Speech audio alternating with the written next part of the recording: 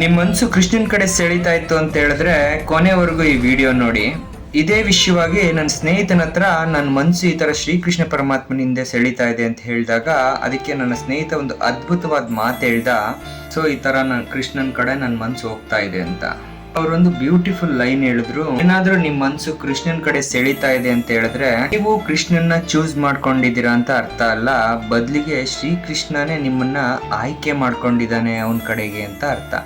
ಶ್ರೀಕೃಷ್ಣ ಪರಮಾತ್ಮ ನಮ್ಮನ್ನ ಚೂಸ್ ಮಾಡ್ಕೊಂಡಿದ್ದಾರೆ ಅವ್ರ ಕಡೆ ಬರಕ್ಕೆ ಅಂತ ಹೇಳಿದ್ರೆ ನಮ್ ಲೈಫ್ ಅಲ್ಲಿ ಒಂದು ಬೆಟರ್ ಪ್ಲಾನ್ ಇರುತ್ತೆ ಅಂತ ಅರ್ಥ.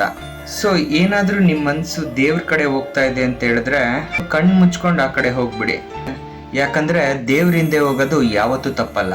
ಸೊ ಏನೋ ಒಂದು ಒಳ್ಳೇದು ಮತ್ತೆ ಒಂದು ಬೆಟರ್ ಪ್ಲಾನ್ ನಿಮ್ ಕಡೆಯಿಂದ ಆಗ್ಬೇಕಾಗಿರುತ್ತೆ. ಮತ್ತೆ ದೇವ್ರು ನಿಮ್ಮನ್ನ ಸೆಳೀತು ಅಂತ ಹೇಳಿದ್ರೆ ಕಣ್ ಮುಚ್ಕೊಂಡು ಆ ಕಡೆ ಹೋಗಿ, ಏನೋ ಒಂದು ಒಳ್ಳೇದಾಗುತ್ತೆ, ಮುಂದೆ ಹೋಗಿ. ಈ ತರ ವಿಡಿಯೋಸ್ಗಳನ್ನ ನೋಡ್ಬೇಕು ಅಂತ ಹೇಳಿದ್ರೆ ನನ್ನ ಪ್ರೊಫೈಲ್ನ ಫಾಲೋ ಮಾಡಿ. Thank you.